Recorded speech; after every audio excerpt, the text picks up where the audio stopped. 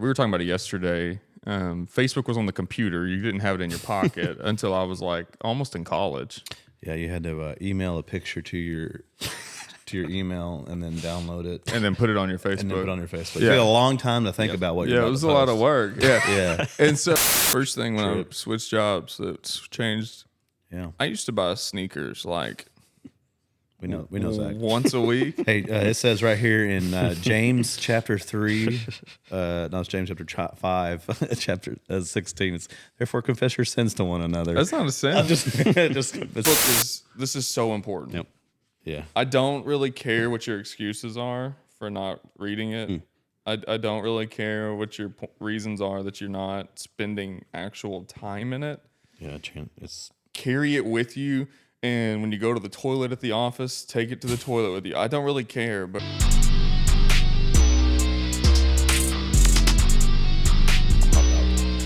hot route. What is that? Yeah. Oh, yeah. Omaha left. Yeah, football's been sad the last couple of weeks. Actually, it's been a lot of fun the last couple of weeks. This week was really sad. It's been sad for the last 15 years. He's not a Razorback fan. I am not a Razorback fan. It's not. I don't know. I did not wear a Buffs hat today. I think it's the first pod in a long time without a CU hat on. That's right. It was funny the other day. I was riding in the car, and my youngest son was in the back, and he was going, "Skoo Buffs, Skoo Buffs." I was like, "That's what I'm talking about." We get home, my wife goes, "Say go Razorbacks." He goes, "Skoo Buffs." Hey, you're trying to raise him right, you know. I was like, trained him up well. Yeah. Trained him up well. Coach Prime and the boys. Yeah, I'm Boulder. Check my my shipping for my Prime glasses that I wore. Yeah, we were supposed to go to the Big 12 championship, so Shane got Coach Prime sunglasses. And, I already had the black cowboy hat. You know, Yeah. I was like, I'll figure. Can't count your chickens before they hatch, you know. we didn't. I didn't buy the ticket, so Nope. I was going to buy it if they beat Kansas. I was going to pick the tickets up, which there's still a chance they get in. Hopefully they do. By the time this comes out, maybe they will be. Yeah, I just want to see them play one more big game Yeah, with these guys before they all leave. That'll be a bowl game. definitely. Will they all play? Probably not. Will Travis and Shadur play? I doubt it. That's true. So that would be the last chance you had to see him play a consequential game. I mean, let's Deion's Colorado. like, hey, you guys get out there and play. Well, he can't really. That would be the opposite of how Deion has coached since he's been in Boulder. Like, as soon as someone gets a small injury that has NFL aspirations, he's like, doesn't let them play for a couple days. Yeah, for like weeks. Yeah. He never rushes any. Jimmy Horn's been on the sideline for like a month now, and he's the second or third leading receiver on the team. All right. Speaking of success. Oh, hey, transitions. They have a lot of success this year versus other years. And I mean, yeah, I think the model, one thing that's interesting, and it's actually a great segue, is that Coach Deion Sanders gets a lot of crap for being like kind of flamboyant and flashy. That's one of the reasons I love him. prime time. But if you watch, his son, Bucky, follows the team on Well-Off Media, and you can watch like the meetings, and you can watch him having conversations with guys and stuff. And I honestly think their success is in the success in recruiting and bringing guys in from other teams. Of course, the money that's in college football now and the money that's in Boulder has got to be a part of it. But to a man, they all say that he's like a second dad to him. That he cares for them, that he pays attention to them. He knows what's going on in their lives. He actually like wants them to be successful men, and not just football players. No, I've thought about that a ton, and I think it's a really good example for today, especially success. Sure, winning games, that's his success, right, in the college football odds. But what his success is, like he'll even say it during the times, he's like, I'm teaching them how to become men, men to lead their families. Like I'm leading them for them to lead other people, and really, in the scheme of things, football is a game. It's a game. Yeah, he has to win games. He's a football coach. Yes, right. But to teach other men how to be men and to lead their lives with integrity and the ability to be a good leader, that's beyond the game. That's actual success. There's not a lot of real guys life that success. are actually doing that because once they go to the NFL, they're going to get chewed up and spit out. Well, there's a recruiting guy who was from like On3 or one of those recruiting outlets, and he was like, the thing that's different and why you're starting to see like they just picked up Juju, who's one of the top quarterback prospects in this class. He's coming to Boulder next year, and what they were saying was like, he went to all these schools and they were offering him the same kind of like things that everybody offers. Like, oh, you can wear whatever jersey you want. You know, you can play immediately, all these things. And then he goes to Boulder and Deion's like, I mean, I'm not promising you anything. Like, I'm not giving you a number. He's like, I'm not telling you you're going to play next year. I mean, the odds of him playing next year, pretty good. Yeah. But he's like, I'm not promising you that. But what I will promise you is that we're going to develop you and we're going to prepare you and we're going to make you into the man that you're supposed to be and the football player that you could be, which I think is really cool. And one of the reasons why, I used to be a big Oklahoma fan, and I had a lot of emotional ties to Oklahoma with a relationship that fell apart with a stepdad. And so whenever that ended, me and my brother both were like, we don't really have a team. Like, we spent a couple years was your connection that y'all had. We all could to Oklahoma. Yeah, he went to Oklahoma. He was a huge fan forever. And so that was kind of my connection to Oklahoma. Whenever he was gone, we were like, oh, we don't really have a team to root for anymore. And then Coach Prime showed up in one of our favorite cities in the country, and we were like, let's roll, bro. That's the main reason why I love Deion and I love Colorado is because of the off the field way more than the on the field. The on the field's fun, but the off the field's super cool to watch. Growing up in the 90s, my dad was a huge Cowboys fan. You know, it was Cowboys and Dale Earnhart. That was my house too. I'm gonna be honest with you. Cowboys and Dale Earnhart. You know, and we had a Dale Earnhardt coffee book table. Yeah, and like now that he is coffee table book. At the status that he's at, my dad's like, he hasn't changed at all. He's still the same guy. You know, because I'm pretty sure that locker room, obviously he was still flamboyant and all that, but he was still a team player. You know, they were winning championships. He was doing the things that he had to do on the field. Sure, the off-field antics were there in the 90s. They're still there today. Yeah, they're still there. Well, you know, we're all holding Bibles and whatnot. I've heard some of his faith. And people give his family crap because they are people of faith, but his sons don't always maybe put out the best example of it. Yeah. We'll all try. Which, I mean, I'm not giving them a pass, but when I was 19, 20 years old, I probably wasn't the greatest example of faith either, even though I know who God was. Then. Yeah. But again, not giving them a pass. I would hope that they would be better examples for the world in that aspect. Their dad is, I mean, Deion, he doesn't cuss. Yeah. Well, that's wild. Every time you see him, he says, I don't give a darn. I've heard him say some goofy stuff. He'll like get right at to the line where he's about to, and he'll say some funky word. Bullshoot. Yeah, bullshoot. Oh yeah, when they had all the cameras on him whenever he was at Jackson State, I've heard some of that stuff. They're still on him. The new season of his show comes out in January in Boulder. But yeah, I think he's an interesting guy, and he driven by success. He was successful. Yep. He was a Super Bowl champion. He was World Series champion. He played in an NFL game and in the World Series in the same week. Yep. Caught a touchdown pass and hit a home run in the World Series in the same week. He played for your Reds at one time? He played for the Reds at one point. That's where he had his come to Jesus moment. No kidding. Yeah. Really? In a hotel in Cincinnati. Yeah. Oh, well, we all do. Older women. So, yeah, there's lots of crossovers there, but success is clearly something that drives him, and he expects the uttermost out of his players. But he cares for them with a level I don't think other people are doing right now. Yeah. No, and that's people can't pick. People they want to tear him down, that kind of thing. But they do. They can't tear that part down. Yeah, and he was just emboldened whenever Juju showed up in Boulder. He hadn't said anything because he can't legally yet, but I can guarantee you the media storm in December is going to be awesome. Really? Okay. As soon as he signs. All right.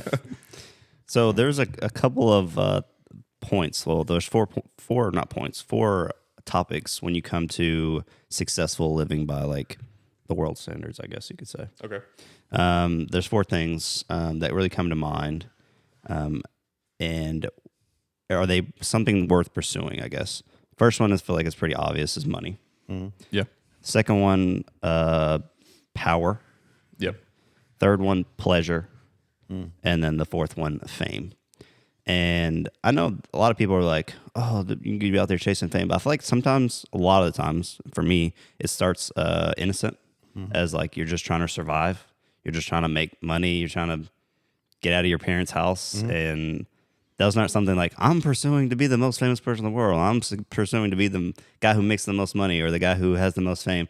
I don't think anyone sets out. I don't know. There's probably a lot of people out there who do, but for a majority of people, no one sets out to get those things, absolutely. and it's very innocent to just try to go out there and just be a man and to provide. Yeah, I think it's true. I think the vast majority, I mean, I think it's changing. I think when we were growing up, we saw our parents as successful, like, for the most part. We saw that they had a house. We saw they had the cars that they liked. They saw that they got to go on vacation. And I think for most of us, we just kind of looked around and were like, yeah, that'd be great. Like, if I could just do that, I'd be really happy. I think this new generation, though, because, I remember we were talking about it yesterday. Facebook was on the computer. You didn't have it in your pocket until I was like almost in college. Yeah, you had to email a picture to your email and then download it and then put it on your Facebook. And then put it on your Facebook. Yeah. It took a long time to think about what you're about it was to a lot post. of work. Yeah. Yeah. And so you didn't, and also like my social media was just the people I knew. Yep. Like I had, you had MySpace. It was like 10 people that you were really connected with. You judged them publicly by their rankings. By their rankings each week. Yeah. You could never do that today. And then Facebook was like, it was just the people I knew. It wasn't anything else. But this generation has grown up with it in their pocket the whole time. And they see not just the people around them, but they see everybody in the world. Yeah. And so now I think they are much more driven to be not just successful and having a life that they're comfortable and that they enjoy, but success for them is, man, I gotta have a Bentley. Yeah. I gotta have the big house. I gotta have the following. Like that's important to them. When I was a kid, like 8, 9, 10 years old, I had dreams of being a Major League Baseball star. Yeah, we all did. Right. That was that.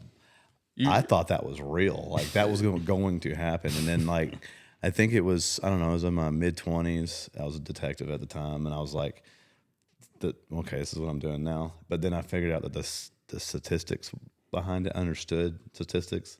And it was like 1 in 10,000 are college athletes in the United States of some level.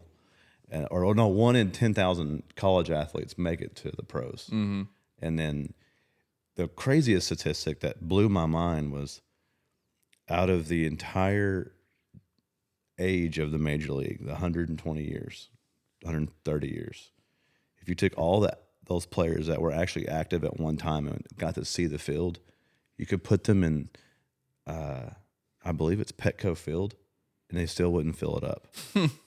There's like 26,000 players that have made it to the major leagues, and that's a 48,000 stadium. But I think the drive for success is like, that's hard. Yeah, it's crazy. Is exacerbated though, because like you say that, and that makes total sense. There's limited spots on the field. There's limited spots on teams. But when we're talking about like a new generation who they're not really even interested in how they get the money or how they get success or fame. They just want it. Sellouts. And there's so many avenues to build following and make money now. Yeah. I mean, it's so easy now. Yeah. Well, I think, you could point to like the generation, but it's our generation too. And Oh, it is. I'm not well. blaming a generation. I'm just pointing to that it's a bigger issue, I think, now than it's ever been. Talking about social media, so like there was a point where I had a carpentry business, and I was strictly online. I didn't. Most of my customers were strictly online. Yeah. I had Facebook Marketplace. I put on posts. Every item that I made, I did the perfect picture angle, edited, and all that. Put it online, and there was a decent point where I was selling the plans of it, and I was like immediate success within 8 months of being in this business. And I would I went to a trade show, and the guy's like, "You're making good money." I was like, "Yeah, man, I'm feeding my family with this, and we're doing good. I'm looking to expand and all that." He goes, "How long you been a carpenter?" I was like, 8 months. Yeah. He's like, "Have you really?" I said, "Yeah, I've grown up around my dad, and we've built things, but everything I've learned off of YouTube, and all my business has been online." He's like, "You've done all?" I was like, "Yeah." He's like, "I've been a carpenter for 25 years, and I've lost these fingers and all this." Yeah. And I was like, "It's a new way." Yep. Yeah. Well, I talked about my friend Michael on the message yesterday, and he's twice now he's built a following, and it's been, I won't say it's been easy, but it hasn't been like building for 25 years, learning a trade. Yeah. I mean, he built his video game following in probably 3 years, and he worked it. I'll give him credit. He worked really hard to build that, and success brings success, and he's a great disc golfer, and everybody loves him. And success So compounds he's found success there, too. It compounds itself. So what I was going to say next is just like the money aspect of it is like making decisions based off, okay, now I have a little bit of money. Now let me make a decision that's going to change the rest of my life. Like I'm going to buy this house and it's going to change the rest of my life. Like your point what you made yesterday is where it's like, yes, the motives matter when you make decisions. It's not just making that decision. It's like, can I afford to tithe even though I'm buying this item? And you make decisions based off those, and you're like not thinking, does God actually want me to do these things? There's a lot of times in life where people are like chasing those money aspects of it when they're not actually thinking about their motives. Like, okay, I can get in this house, so I can do a small group in my house. I have more room to do a small group in my house now, like based off of I just have a giant yard, so I can have a giant yard. I don't know when all the decisions they're not going to come off that, but that's a big reason you need to make decisions, and that the motives behind it very important. I mean, the Bible says that all decisions we make for God, and so Pastor Eddie was talking to me the other day. He was telling me he's been pastoring for 50 years. He's had thousands of people in his congregation over that time span, and he remembered specifically this one family by name, both the husband and the wife and their kids from a long time ago. And he was talking about how there was a point where they wanted a new car and they were going to buy this new car. He said, honestly, they might have needed it. Like they just had some old rundown cars. They might need a new one. He said a month or two passed after they had the first conversation where they'd mentioned to him that they wanted one and they hadn't bought one. So we asked, he's like, why didn't you buy that new car? He said, well, we were doing the math on our finances, and if we bought the new car, we wouldn't be able to tithe any longer to the church. Yeah. And so we decided that we would wait until something else opened up to where we could afford both. Yeah. And, God doesn't need your money. It's not the point of this. But that's a discipline. Like that's them looking at this thing. And it's like, okay, we do this for God already. We help support this church. We help them to reach more people. And we're going to make the decision that this thing that we want and that we might need to a degree, we're going to wait. Like what we've got's working. It's just not the most efficient way of doing it. We're going to wait a little bit so we can continue to fund the mission of the church. Yep. And then whenever the timing is right, we will purchase the car. But we're not going to stop this aspect of our faith. I know the money is just the one portion of it, but like you're saying, not only the tithe, yes, you need a tithe, but also your time as well. Like I'm going to get this job and it's going to take me away from serving a church. And you're like, well, I need to make money, so I'm going to do that anyway. And so the motives behind it is very, very important. Not only money wise, but then my second point, like I feel like the money is pretty obvious. Like people know, don't chase money, chase after God. Like that's obvious. But the three other ones a little bit different as well. So like a lot of times people will chase like the power. Like for me, like you said, it starts innocent and like you join the military, that's what I did. And you're like, oh, I'm just an airman, and then all of a sudden you're like, oh, well, I want to be authority over somebody. Like, what's the motive? Leadership is that's the gateway drug. Sure, yeah, exactly. It's the leadership aspect of it. The wisdom that you have because you're doing your job, you're becoming good at your job, and you've seen the failures above you, and you're like, well, I know if I have that opportunity, I want that position. That way, I can lead with honor, duty, and respect. And then it becomes a power struggle. Exactly. I guess. It gets turned up a little bit. And the antidote to that, or what Jesus says about that, he's like, if you want to be a leader, be a servant and to serve others. Yeah. And so like, if you have that mindset and that, you're never going to fall into the trap of like, I'm doing these things so I can have more power and more authority over. We could jump that back to Deion's thing. He's serving these student athletes, and he's from our angle. Yeah, from what we can tell. Yeah, and there's others that are just like that too, with these big giant companies that are Fortune 500s, and these guys are still giving back to their employees and still, Yeah, the agency I worked for, before I got there, they sold. But one of the owners I still know pretty well, and he's one of those guys. Like he's super successful. He is I'm gonna work hard, but everything I touch is gonna turn to gold. It's gonna turn to gold quick. Yeah. But like his company, so. The agency itself, at the end of the year, would take 10% of the total profit the agency made, and they would donate it to charitable causes around the city to help the city. That's cool. So he just always had that, and he was always investing in the people in the agency, and everybody loved him because he was a hard leader. Because you were going to do the thing, and we were going to be successful, but he was always building people up to do it.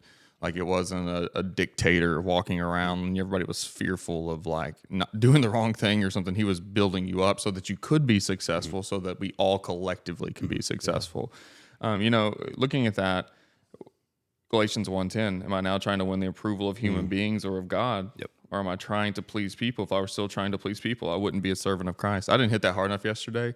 I would do anything else possible if I was trying to please people. Yep. There's so many things you can do to make money, to build influence, to build leadership and glory. I would have started a company. If I wanted to please people and my pocketbook and all those things, I would have just started something else. I would have started a company. But that we're all servants of Christ, and the things that we do have to be for his approval, not for the approval of those around us. You're going to do things as a Christian that people are just not going to like. Yep. Yeah. You're going to have takes that people aren't going to like. You're going to have, you're going to miss things. I know for our family was very regimented on holidays. Well, we work hard at church. Church has holiday services and things that are on weird times. And so we just had to change it. And like, if it's on Sunday or if it's on Wednesday night, we don't go. Yep. It's just what it is. It's just not. They know, our entire family knows now that like, oh, it's Wednesday, they won't be here, and they don't even ask us. It's just that's what it is. Sunday afternoons. If we're not here late, we're at home for the first time in a while, and so we're just like, we don't go. It's just not a thing. But that's gonna happen. I feel like that really leads into the third topic of worldly success is the pleasure aspect of it. And like it's easier, like don't do hard things because it's easier to just hang out with your family and not go to church when you're supposed to, right? Yeah. It's easier to make decisions based off of my life will be easier because of this decision that I make. And God's like, there's nowhere in the Bible where God's like, make these decisions because your life's going to be easier. Like, find it. Like, not in there. It only gives you freedom, but there's other things, the struggles that come through. I mean, he says in Luke chapter 14, like, if you want to be my disciple, you must hate everyone else in comparison, even your father, your mother, your wife, your children, and your brothers and sisters. Yes, even your own life. If you want to be my disciple, you cannot be my disciple if you don't do these things. You're like, that doesn't sound like pleasure. That doesn't sound like making things amazing. Not skipping whatever Christmas or skipping whatever Christmas function you guys have just so you can go to church and serve. Like, that doesn't align. But that's not what Jesus says for us to do. I read that last night when I was getting ready for this. I'm like, man, that's pleasure is not a part of the Bible, whereas like pursuing pleasure doesn't lead to anything good. And I know a lot of people, I have a lot of friends who have that, not friends, but like people that I know, like that's all they do is pursue the next pleasure. Like, I can buy this so I can enjoy this, or I can take this job where I can have enough money to do all these things. And pursuing pleasure never ends. Like it's an endless cycle of making a decision with not the motive that Jesus in mind, and it's fruitless. Like in the end of it, you're not happy. You brought up the example that Eddie mentioned to you, and like over the past 2 years or year and a half, like both my wife and I have gotten different positions, and we've been promoted within our jobs, and so financially more money has increased.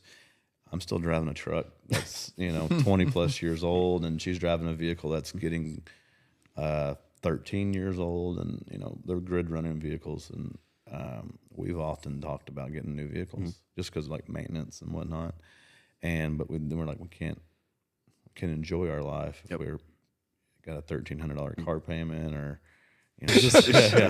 Well, I'm just saying, like, what are you buying? Well, that's easy. I feel like these days that's easy to do. Grand Wagoneer. Go to Lord have mercy. Go to the dealership and get you one. You can get It's, $1,300 car payment. There's Right. no chance. A Honda Civic. That's more than my mortgage. My mortgage is right around that too.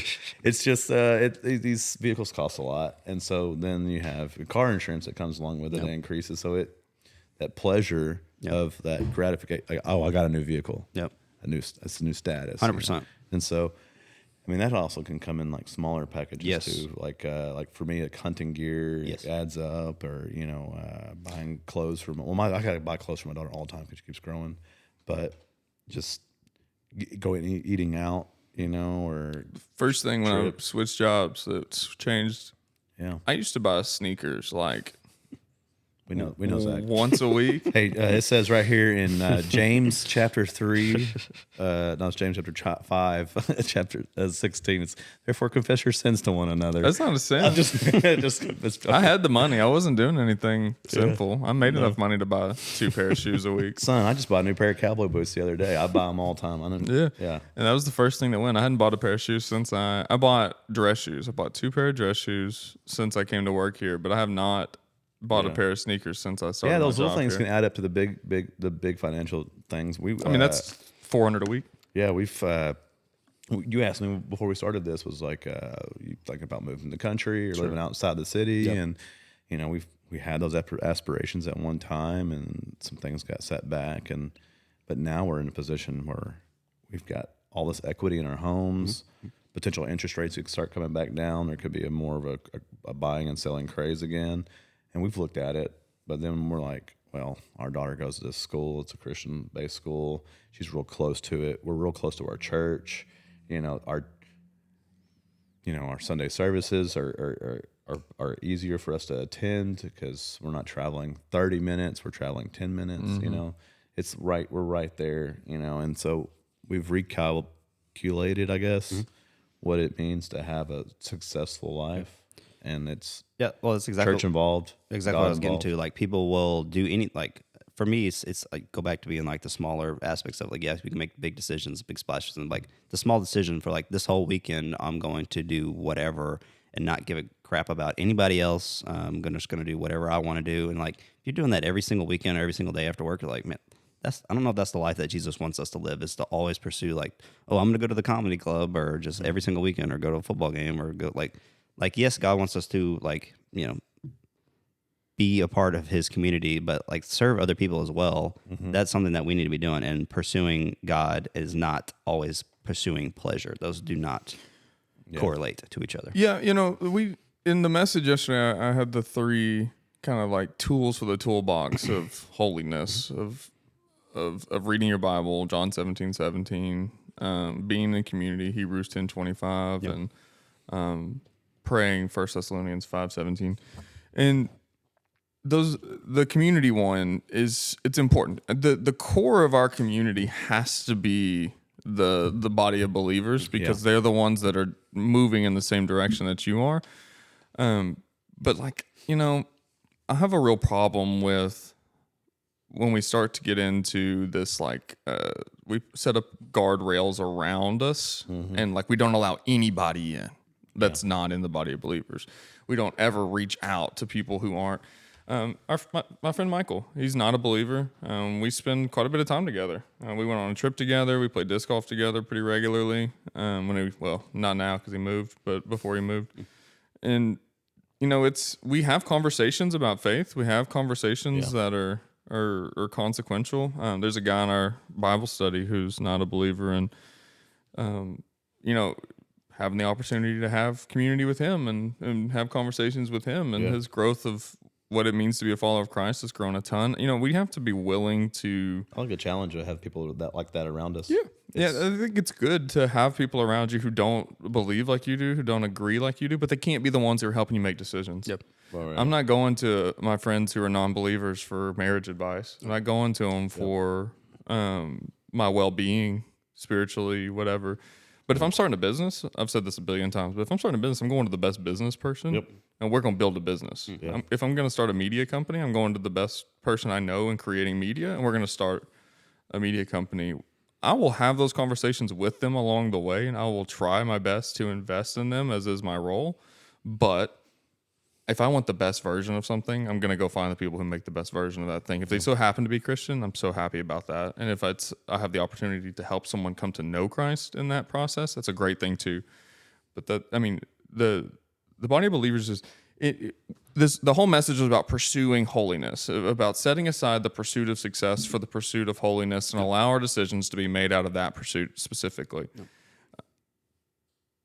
We got to have the people around us who are pursuing holiness if we're going to pursue it. Yep. The last success point, I guess, people will make in verse that's counterintuitive to the Bible, or counter to the Bible, is the pursuit of fame. But I feel like we kind of talked about that already. The fame aspect of it is I want to be remembered, but like in the end, it's Jesus who needs to be remembered, not us who needs to be remembered. If you're, He touched on that in his sermon was about the dash in between the dates that you're here on earth. Yeah. You know, like people are chasing how famous they are yeah, in that time frame. It's just it's a poor framing. Yeah. You know, I like to leave a legacy of my faith behind for my family and generations. you can leave a legacy. You can be remembered. You can be successful. You can be all these things, but it's not at the expense of your faith. Yep. Yeah. It's not at the expense of the people around you. That's the problem. We want to chase fame at all costs. We want to, I mean, pastors fall into this. Churches fall into this where they just want to be popular. There's a pastor that I used to really like. I used to follow him and listen to him and read his books. And I thought he was a really good Bible teacher for a long time. But then I really was turned off on him because he switched from this like hardcore Bible study to like gotcha videos. And like everything became very catchy and like, you're going to hell if these 3 things don't happen, like that kind of crap. I'm like, that's not. And so I can't even, I'm sure he's still a great Bible teacher. I've not ever heard him say something that I'm like, whoa. But I can't even listen to him anymore because of that. Yeah. Because it's clearly a chase of, I want eyeballs on me.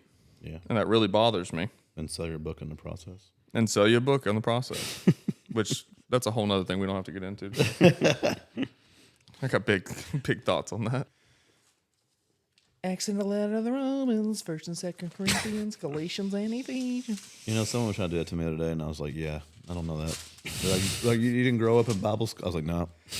Yeah, I mean, if you start in verse 18 in Galatians 5, it says, but if we are led by the Spirit, you are not under the law. Now works of the flesh are evident: sexual immorality, impurity, sensuality, idolatry, sorcery, enmity, strife, jealousy, fits of anger, rivalries, dissensions, divisions, envy, drunkenness, orgies, and the things like these. I warn you. I warned you before that those who do such things will not inherit the kingdom of God. But the fruits of the Spirit: love, joy, peace, patience, kindness, goodness, faithfulness, gentleness, self-control. Against such things there is no law. no law. I mean, it kind of sums up the difference between the things that are. That's all of Leviticus put into one word. The Old Testament's irrelevant to us today. It's right there. It's right there. Is it? Yeah. Sermon on the Mount, and then Galatians 5. We can pretty much bring most of the Old Testament right back into.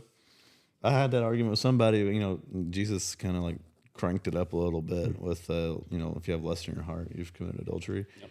And he was like, I don't know about that. Well, you know, what do you think about, you know, going to the beach? And I was like, what are you doing at the beach? What are you looking at the beach? Yeah, for sure. Are you envisioning it in your head? Look, here's the deal. Know, like things like No, I 100% agree. If you're walking, I've heard a pastor say this one time, and I think I like this. I think it's true. If you're walking in the mall and you see a beautiful woman walk past you, you're like, oh, that's a beautiful woman. That's right. You continue to walk forward. Absolutely. You're fine. Now, when you turn around for the second and third look at the beautiful woman, now we're in trouble. Well, it's human eyes pick up symmetry, and they pick. Look, some people are just beautiful. That's how it is. Yeah, I'm that Well, it's way. not. I mean, Beautiful and bald like me. Yeah. you just lick your eye. All right, so I got to carry a stick around, you know. I got a story. Oh. It's a very Story time with very Luke. very I need a frame that comes up around you. Just Mr. Rogers style. So this story very sums up success for me in my eyes. And I feel like I thought about it last night and I was like, man, I feel like it'd be perfect to tell today. But success is different than what people actually think success is. We know that. We just talked about it for 30 minutes. Yeah, Are you looking at success is different from us as believers, from non-believers, that kind of thing? No. This is a worldly success. Okay. I know Zach doesn't like worldly, but I'm going to use it anyway. So success. this is a natural thing. Are you saying like the word success is like only synonymous to like the word marriage is only for the believers? Like, well, let's say the story and then we can dive Story into time it. with Luke. So when I was in high school, I played football for every year that you could possibly play football. For a very successful high school. And that's where I'm getting at. The football team that I played for, we never won any games. We won like maybe 2 games the whole time that I was, and it's not like we were like close to winning games either. Like we got blown out basically every game. We probably won 2 games the whole 6 years that I was in high school. Exactly, right? So sad for me, right? Exactly. That's my alma mater too. Exactly, yes. Shane knows what I'm talking about. I don't know. Well, I had a conference championship my freshman year. We never won any games. Like Pee Wee, we didn't win any games. Like middle school, we didn't win any games. Junior high, we won nothing, right? I played all the time. This is like Ecclesiastes. For me, that was success. But that's regards. So we had our football team made up of like, there's probably like 45 of us, 50 of us. Like there's not that many of us playing because we were terrible. Yeah. But we had a special needs kid that I was in the same grade with me ever since we were in like 6th grade all the way to 12th grade. Okay. And he really enjoyed football. He's very into football. Yeah. Autistic kid. Great kid. Awesome. My mom actually was his para the whole time we were in school. So she kind of followed me with him, and then we went through all school together. Right. And so he would always, put on his uniform, and he would sit on the sideline every single game, no matter what. So he would come to all the games. He'd come to every practice. His dad would come with him, and he would just stand with him, and he would just hang out on the sideline. Loved football. Mm-hmm. And so he went to every single game, right? And so he didn't get to play because right. His special needs guy. Was, but we were like, come out. He always went to the locker room with us before and after games and everything. Like he was a part of the team. Like he had a jersey, real uniform, helmet, everything. It was like the end of my senior year, like maybe the second to last game of the year. Our coaches got with their coaches and was like, "Hey, would you mind if like Jonathan on our team, if like he got on the field and he was able to like score a touchdown?" They were like, "Oh, for sure." And so like we goes out there and he like. Everybody lines up like it's a real play and everything, and like the announcer's announcing his name and everything, and you're talking about like grown men like they give him the football and he goes out and like the other team's like trying to tackle him and then they let him score a touchdown. The happiest he's ever been in his entire life. He scored a touchdown. Everybody's out there like pouring, like everybody's crying, like we're crying, other teams crying, everybody in the stands crying because it's just like an amazing moment. In the eyes of that season. We did terrible. We lost every game. But the success that we had as in like changing people's lives in that moment, like of the soft people's hearts because of that moment. And like that was probably one of the highlights of that year because of what was able to go down. And like they put the points on the scoreboard. It was, we still lost, but he had the touchdown in the game. Like you lost by 1 touchdown. And they win. They lose 45-7. Exactly.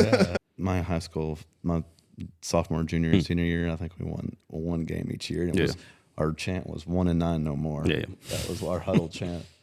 My freshman year, though, we were conference champions. We were good. But we were pretty good the whole time I was in high school. Oh yeah, you went to North. All that to say is like success in everyone else's eyes. We were not very good, but success for him in his eyes. It was amazing. Absolutely. It was amazing. Yeah, that's a cool. Yeah, those things are cool. Those moments are cool when you get to set aside your personal ambition to see someone else succeed. That's contagious. It's contagious too because you got people out there that are probably like super hardened hearts. Yep. And they're like, we don't need to be doing this for this boy. I mean, football's a hard sport. The culture in football is a hard culture. Mm-hmm. Everything about it, it's a combat sport. It's modern day gladiators. That's right. Yeah. It's a freight train hitting a freight train every snap of the ball. Somebody. Yeah. Of the ball. My left tackle was 6'7". I think we had receivers that were 210. Yeah. Oh yeah. That's why we lost every single game. It's like it's obvious. It does make sense. Yeah. It's a football heavy episode. It is. It was. I was thinking, I was like, maybe we shouldn't talk about football, but it's like it's Pointman, so we talk about football. We're also getting to the end of the season. Yeah. It's sad.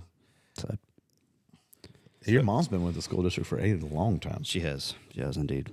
So what I was going to say off of that is, so we know what it is now to live holy life versus the what? If you didn't go to that church, life. Sherwood, and watch go online. But we did. Go back and watch Zach's episode. It's online. It's at that church website. So check it out. On that church. Sherwood. He has some pretty good one-liners that I saw some people. Yeah, go check that out real quick. I didn't write all those one-liners, but the Holy Spirit did. Some of them I did. But yeah, so we know what it is. We kind of got people's feels. We got my feels. I wanted to cry again, but Now let's figure out. Let's figure I out wanted to make myself cry on this how- pod today. Nobody makes me bleed my own blood. what do we do now that we have this information? Like, what's the how? How do we accomplish this? Yeah, what Zach was talking about with Galatians about like the fruit of the Spirit. You know, you have that transformation within your heart, so you already have the law written on you, and so you go forth, be a disciple. How do we? Are you saying how do we transition from a life driven by success to a life driven by holiness? How do we do that? Yes. How do we do that? Kill your flesh. That's a good. First thing, go back to that toolbox. Look, thank you Bible app once again. Yeah. Not a sponsor of this episode. Probably would never be a sponsor with me talking. Well, the way I talk too, man. But I mean, this is so important. Yep. Yeah. I don't really care what your excuses are for not reading it. I don't really care what your reasons are that you're not spending actual time in it. Yeah, it's Carry it with you, and when you go to the toilet at the office, take it to the toilet with you. I don't really care, but read it. Let's remove the excuses for why we're not reading it. The standard is outlined in His Word.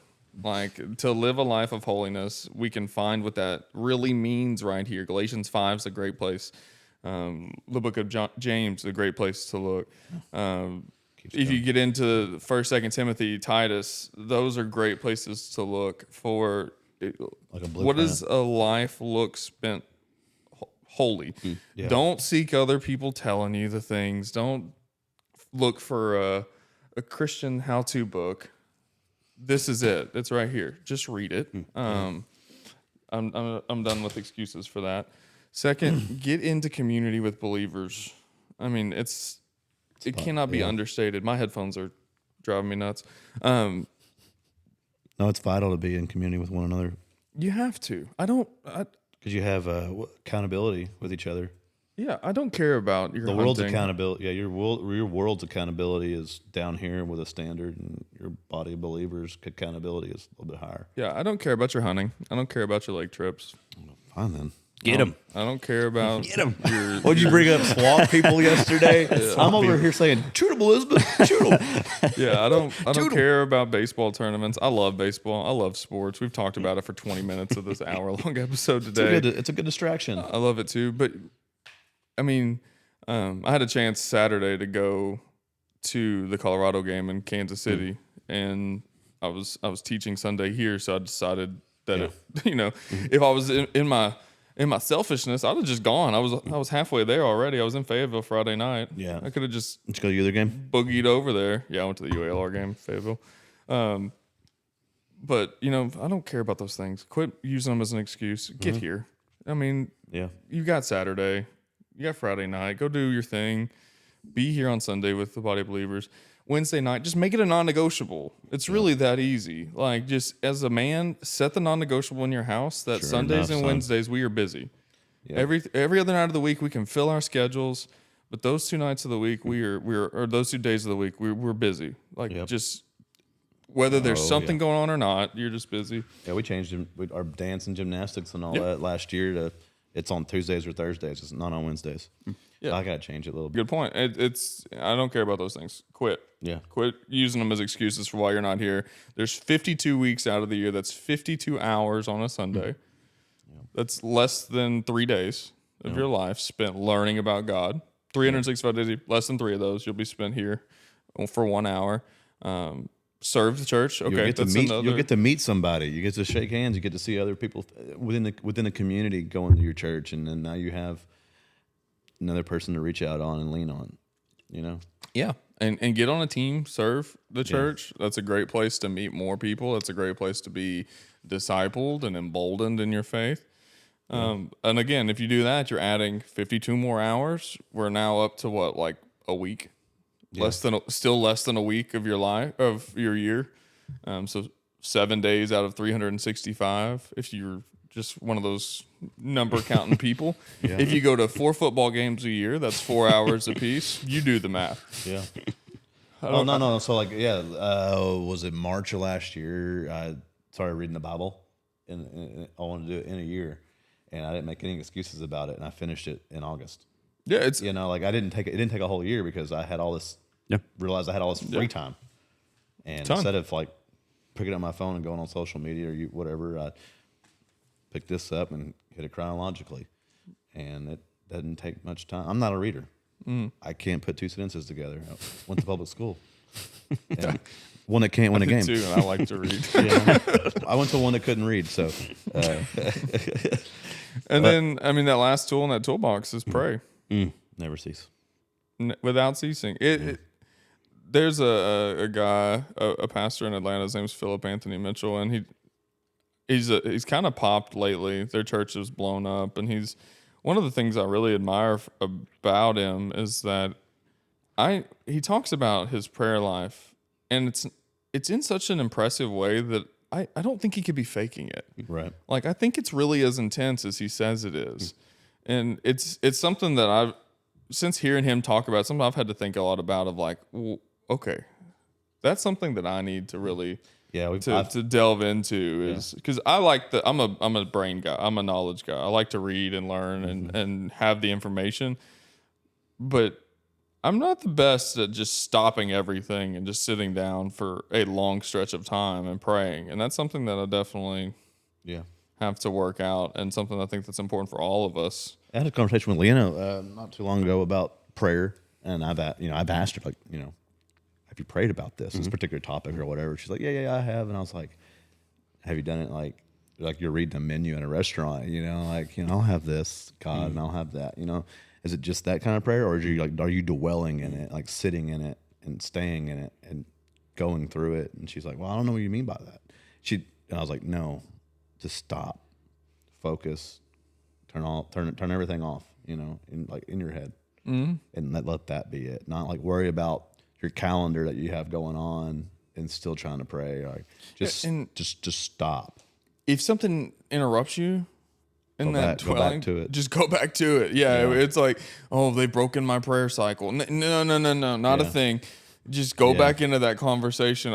We've talked about it on an episode a long time ago. I was making a big life change decision, and I was playing disc golf every afternoon, and I normally will listen to podcasts or music while I'm playing, and like for a week I would play like a couple holes and then I'd just turn off everything. And I was still playing disc golf. I was still walking through the woods.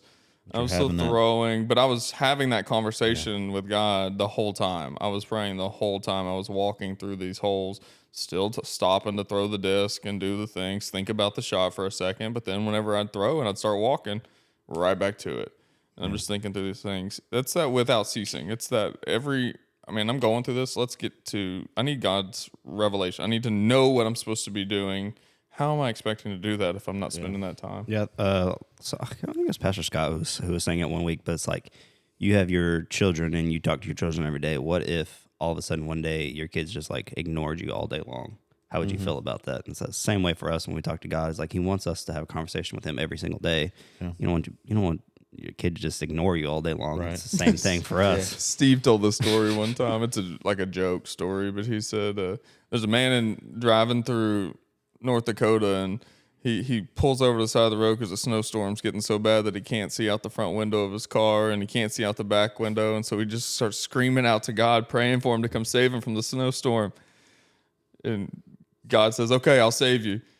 And the guy sits there for a little while. He's like, God, where are you? He said, I went to South Dakota. I hadn't heard from you in a while. I didn't know where you were. Yeah, we talked about this off camera before we came in about like having like a reset, like there's events in your life that kind of like, kind of put you in like reset. Like the hospital was for like a reset for me.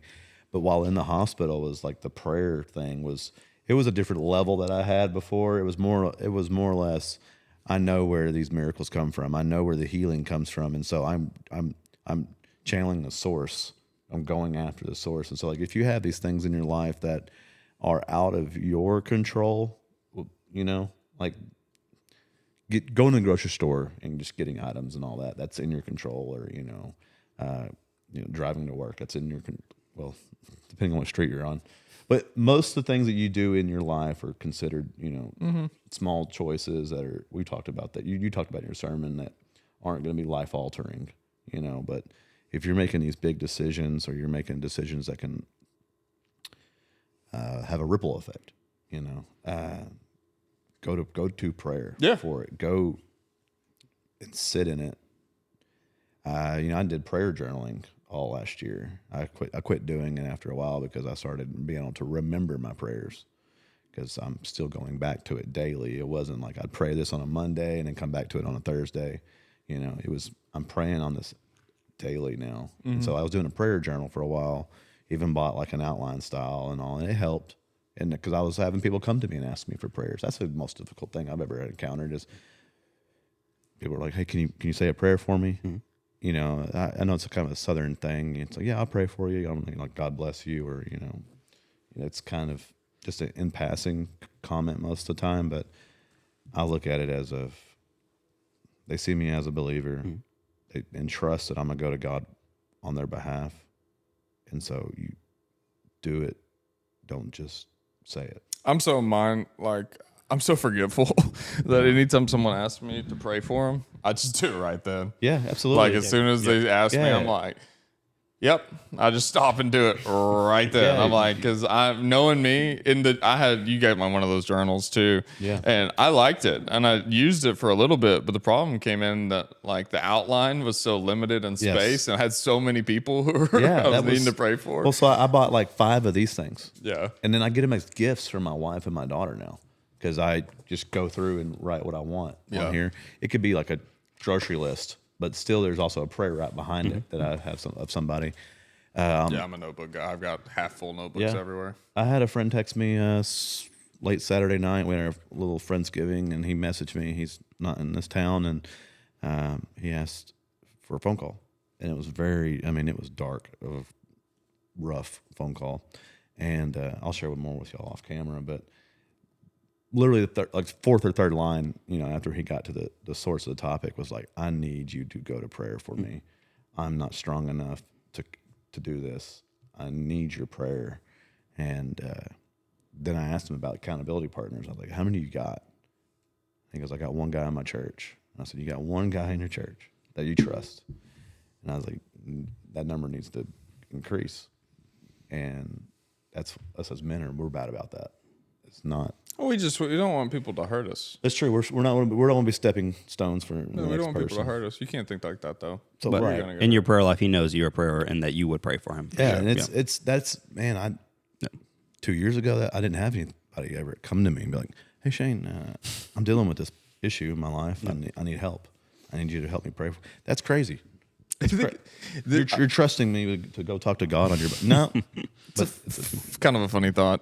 Shane's gets all these super deep spiritual will you please pray for me for my healing and these things. People come to me and they just want to fight.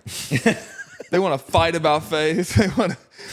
They want me to debate them. I rarely get people who are genuinely needing prayer and they're almost all the time people are just like, Zach's the Peter. I want to fight with you about this. Well, no, I cut somebody's ear off. Yeah, I don't go around advertising I'm ready to debate people. It just seems like it finds me. Well, it's also I do. It happens all the time. It's also your capacity within the church too, has that drawn to you. So you are you're the connections pastor, you're Pointman pastor. So there's people that are like, oh yeah, he's up here. He knows more than he may know more than me. Let's go after him. That kind of thing. I'm just over here aimlessly walking around. I love to pray for some people. Yeah, pray for me. I need some prayers. I got you. I was kidding. No, yeah. So we'll go back to that's how we do the holiness thing. Is prayer? I believe should be the first one. Prayer resets our mindset. Yeah. Prayer reconnects us. It keeps us connected to God. Prayer is our communication with Him. We do not put enough emphasis on prayer. When I was a kid, it was Lord's Prayer and God is great, God is good. Let us thank Him for our food. Amen. Yeah, mine was that was my prayer life, and mine was a Tim Allen. It was good food, good meat, good God. Let's eat. Yeah, that's the grace. That's the environment I grew up in as far as what prayer meant. Yeah. So I look at it as Jesus. I believe it's the Good Samaritan. I forget who he's talking to before that, but it was in John. It was like, if you thirst, come to me.